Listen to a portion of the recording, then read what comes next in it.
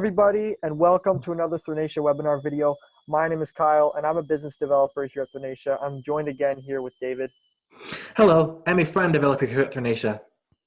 So this video, we're going to teach you guys how to configure your Atlas platform for a charity website. We're going to be covering the best use cases, adding the content to the website, and then configuring the settings. And David's going to show you guys exactly how to configure those settings. That's very important. So the best use cases can be used for any type of charity or nonprofit website. So if you already have a website created, that's fine. You could still use the Atlas technology. You can link pages. You can use and make calls to our API and such. So there's many different ways. Even if you have a website already created, you can still use our technology. And if you don't have a website already created, this video is going to quickly show you guys how you can add some content to the site and start one from scratch. So you'll have the capability to run an unlimited number of campaigns on the site. You'll have access to real-time support through Thrinacia Slack. That's on our website, as well as the ticketing system. So if there's any bugs, you're going to have access to our support team. You don't have to. You can rely on us if you have any sort of issues on the platform. You'll also have access to manipulate the UI through the front-end source code. And we also have other videos that show you how to do that. We will link those into the description of this video so that you guys, if you're curious, can check that out. So to create a charity website, first you'll need to have all the content ready, including the images, the videos, and the text. Once you have all that included, you can throw that onto the platform. I'm going to quickly show you guys how you can do that. And then you'll need to configure the portal settings. And as I said, David's going to show you guys how to do that. So let me show you one of our platforms here. I just got to share my screen. Something different. I believe it is this one here. So as you can see on my screen, we have the administrator dashboard. I'll just go to the home page here so you guys can see that this is just a default template, bare bones, bare minimum. We just have some test campaigns on here. And this is what your portal will look like minus the campaigns that are on here when you first sign up for an Atlas subscription. So click on the top right icon here to go to the administrator dashboard. You just click on administration. Once you're here, you can go to portal settings. It'll take a second to load. Now, if you want to add all of the content, and you can add more content to separate pages, but if you want to add all the content onto the home page and the explore page, which is, if you click the top banner here, and then if you click the explore page there, you can manipulate all this through the theme settings here. And everything is very straightforward. Everything is just toggles, copy, paste, and adding images through your computer. So it's very easy. You do not have to be any type of developer to make your website look and feel great. So as you can see, that's all the sections that you'll have to add in to make the necessary changes to your website to get all that populated.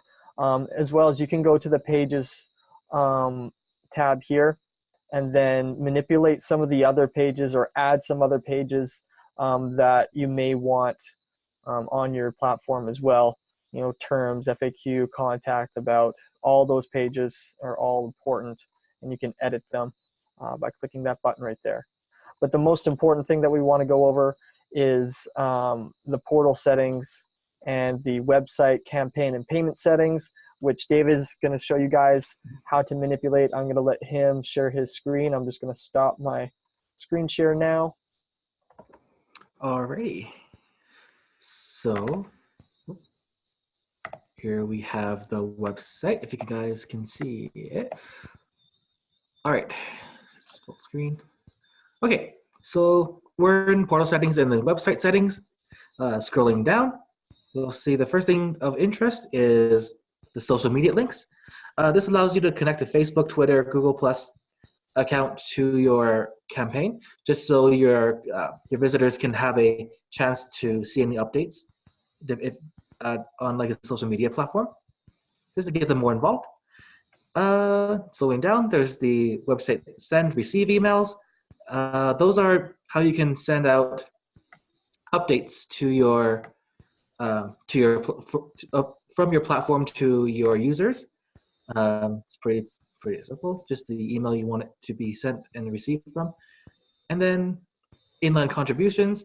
Now these are the types of contributions that you can enable or disable depending on what you like. So new registered or new account, people who've logged in, guest users, and express checkout, you can enable or disable those as you please. And then auto approve new users. So this is for basically when a user creates his account, they're automatically approved to start contributing on any campaign they wish to.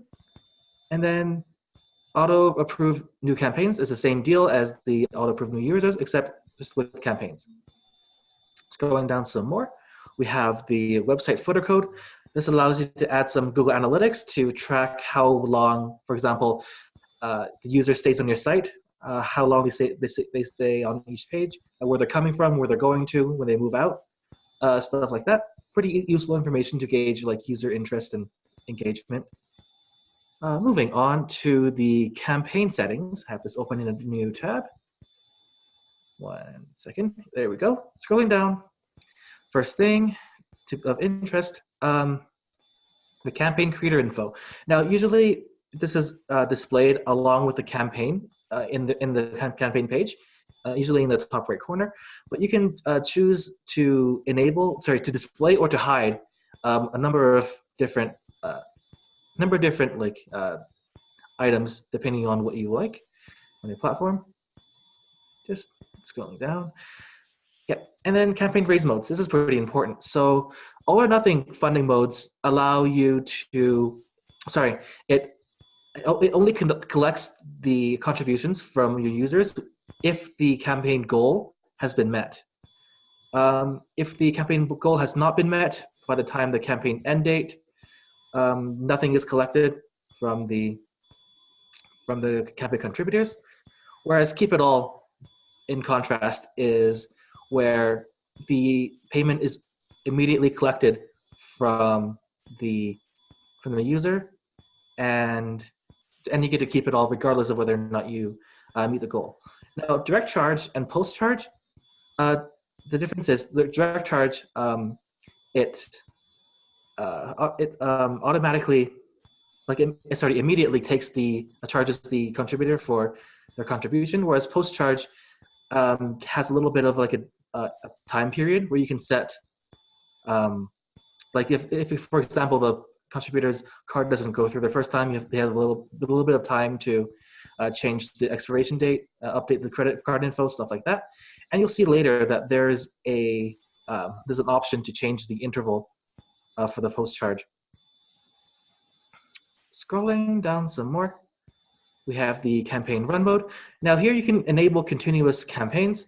So for example, your charity supports the community.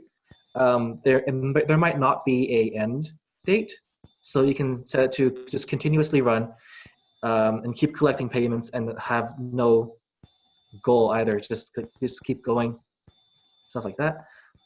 And the contribute options, this allows you to set a lot of different factors regarding the contribution. So you can set a maximum amount, you can set a minimum, you can set custom formatting for rewards, contributions, just stuff that lets you customize contributions on your platform.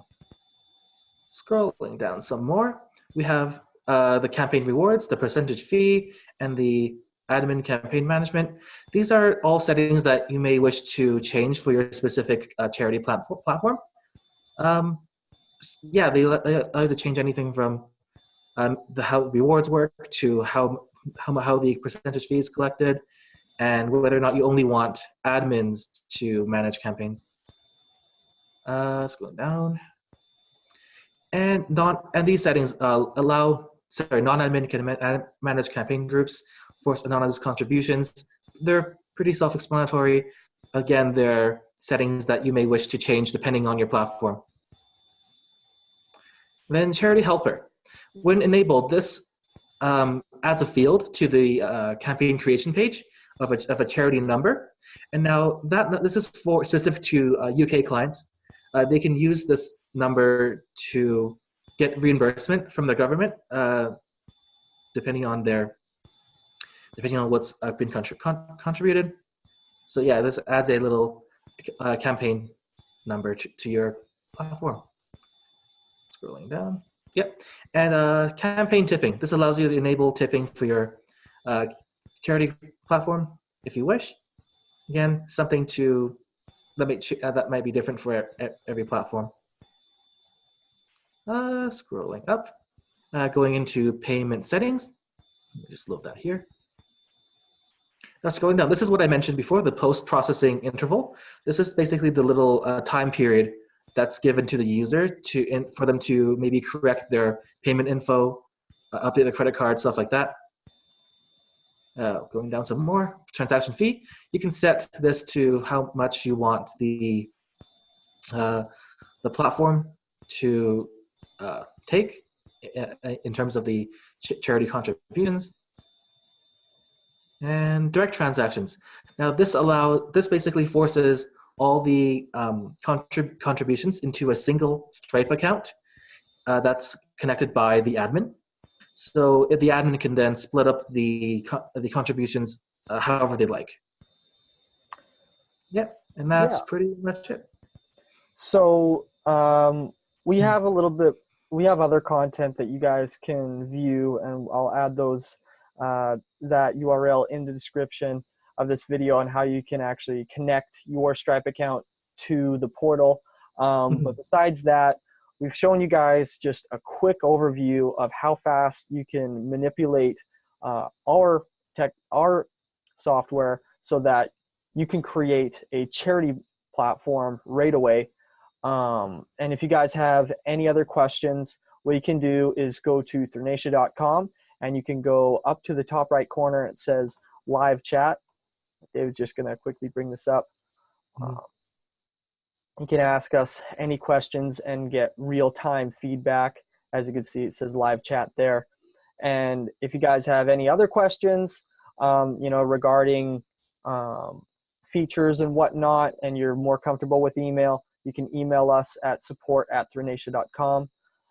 Again, I hope you guys really found this useful if you're looking to create a charity website. My name is Kyle, and I want to thank you guys for watching this video. Yeah, thanks.